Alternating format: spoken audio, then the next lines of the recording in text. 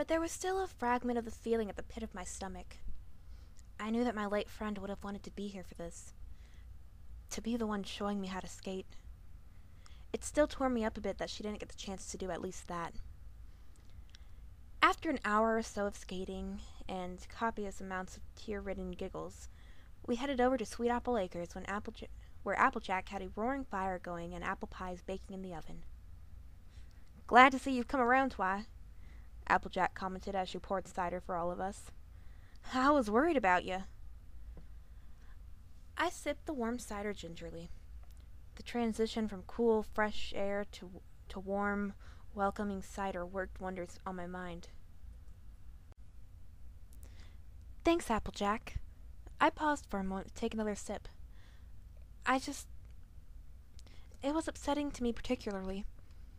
When I was just a filly, Princess Celestia told me that I had more latent talents waiting to be undiscovered.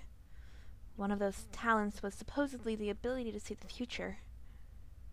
And so in the back of my mind this entire time, I've been wondering why my latent ability couldn't have surfaced sooner. If I could have foreseen what was going to happen, I might have... Okay, maybe I couldn't have prevented it, but I could have made her last week more enjoyable, more fun, more... something at least. "You know, Twilight," Fluttershy cut in, "if you really feel bad about it, there's one thing you could do to get it off your mind." "Oh? And what's that?" "You could talk to Nurse Redheart and ask for her details. I'm sure she'll tell you what you want to know." I mulled over this. It did seem like a good idea. There was the slightest hint of dread, but I ignored that. I finished my cider, partook in some apple pie, and thanked Applejack for everything before leaving to find Nurse Redheart's office. In my heart, the sun crept through the clouds. "So, what was the issue?" I asked Nurse Redheart. I almost was sure she hadn't heard me. My voice was dry and cracked. I suspected it didn't want me to talk. In the back of my mind, I was terrified for what the answer might be. Nevertheless, Nurse Redheart responded moments later with a sigh. "She came in about 2 years ago asking about some symptoms she's been having. Well, as it turned out, she was very ill. I told her she had a year left to live, and upon hearing this, she told me not to tell any pony until after she was gone. That was the winter 2 years ago. But then in the summer, a year and a half ago, she met you, and she began to feel strong again. I don't much specialize in psychology, but I suspect your presence in her life gave her something to live for. Her heart no longer beat for herself, but for somebody else. Twilight, I think the friendship you offered her prolonged her life greatly."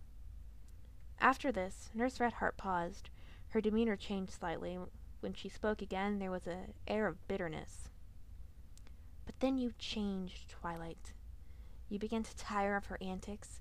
You misinterpreted her desperate cry for help and hyperactivity and pretended not to notice. That upset her. She couldn't make you smile anymore.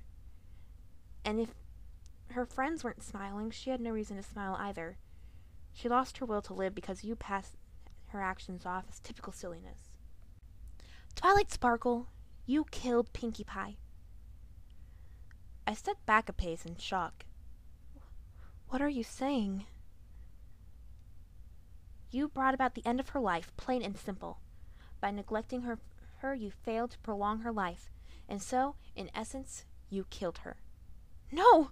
I never neglected her. I always appreciated her optimism and carefree attitude." "You took her for granted. You made her feel unappreciated and unloved. All that time you kept telling yourself she was just being Pinkie Pie. You never bothered to understand why."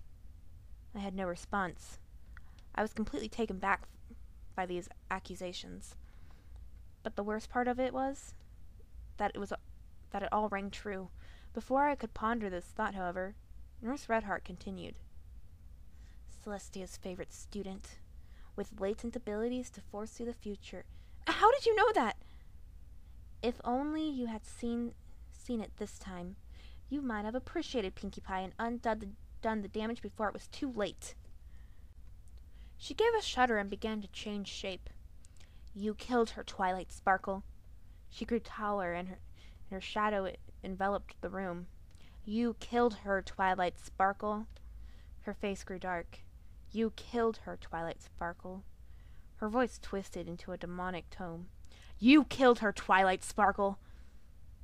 At that moment, I heard a distant voice. It sounded like Pinkie Pie saying, "Wake up! Wake up, Twilight!" You killed her, Twilight Sparkle. Wake up, Twilight! You killed her, Twilight Sparkle. Twilight, wake up! I awoke with a start. It was no longer winter, but rather midsummer. I was rather confused, and it took me a moment to get my bearings. But the moment was still working itself through when I heard a pondering at the front of the door and subsequent blur of ponies zooming through it. Wake up, wake up, wake up, wake up, wake up, wake up! Pinkie Pie was bouncing around the room excitedly. I blinked the drowsiness out of my eyes and tried to comprehend what was going on. It never happened, I thought. It was a dream?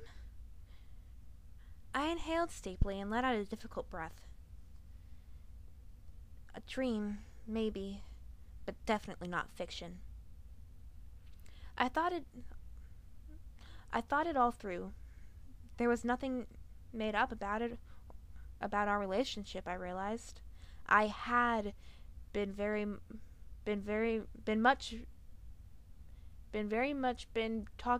taking Pinkie Pie for granted. I took the opportunity to make a change. Still a bit upset from the dream, I got up and walked over to Pinkie Pie. She appeared confused as I buried my face in her pink, frizzy mane that only fell flat when her heart clouded over. I sighed. I'm glad we met, and I'm glad we're friends. Twilight, what's up? Did you have a scary dream? Yeah, something like that. I took a deep breath, but caught myself short when I felt Pinkie Pie give a slight tremble. Pinkie Pie, are you feeling all right?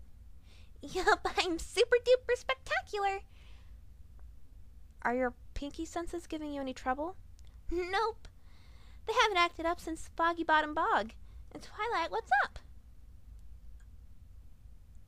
No reason. Are you sure you're okay? Yeah, I'm fine. She shuddered again.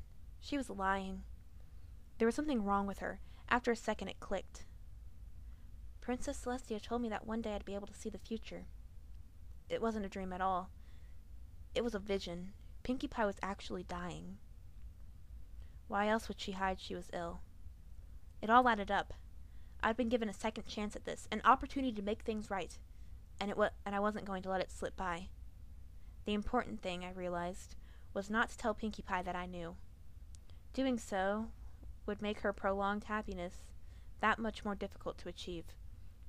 I needed to make sure she knew she was appreciated, and I could do that if she thought I was only doing it to make her happy. That just wouldn't work at all. So, Pinkie, what do we have going on today? She grinned wildly. I have no clue. Let's go find out. I smiled weakly and felt a pang of guilt that only could have come from understanding what she did to make her friends happy. If they weren't having a good time, she couldn't either. We spent the day like we would have spent any other, having fun with the rest of our friends. Fluttershy and Rainbow Dash were hanging out in the meadow, so we decided to join them for a while. Pinkie, as it turned out, got along with Angel extremely well. I never realized how interesting a day in the meadow could be. Every time I had visited there before, there was a task to complete, issues to sort out. I never stopped to appreciate it. We stayed there past nightfall, when Luna brought out the moon as we watched the fireflies light up the sky. Afterwards, I walked Pinkie back to Sugar Cube Corner to say goodnight. Twilight, thanks for being there today. I had a great time. Yeah, so did I. Pinkie stifled at a slight tremble. I pretended not to notice. The day passed like this, and each day Pinky was as lively as the previous day. Winter came, and I began to worry. This was the time of the year I had seen in my dream.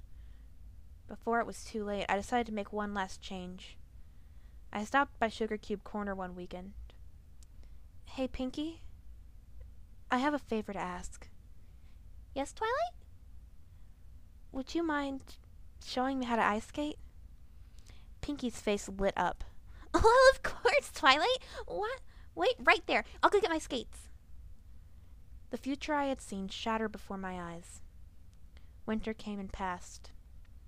Pinky, though still showing trembles now and then, was still bouncing around having a good time. Every day that passed with Pinkie Pie was still alive and throwing parties. I counted it as a little victory. Days turned into months, months turned into years, and I counted every victory. I never forgot a single one. I celebrated exactly 5,724 of these victories. That's 15 years, 7 months, a week, and 2 days, before Pinkie Pie threw her final party and drifted into an infinite sleep. At the procession, I stepped onto the altar and took a last look at my good friend and shed a tear. But rather than holding bitterness in my heart, I had a smile on my face. Goodbye, and thanks for being an awesome friend.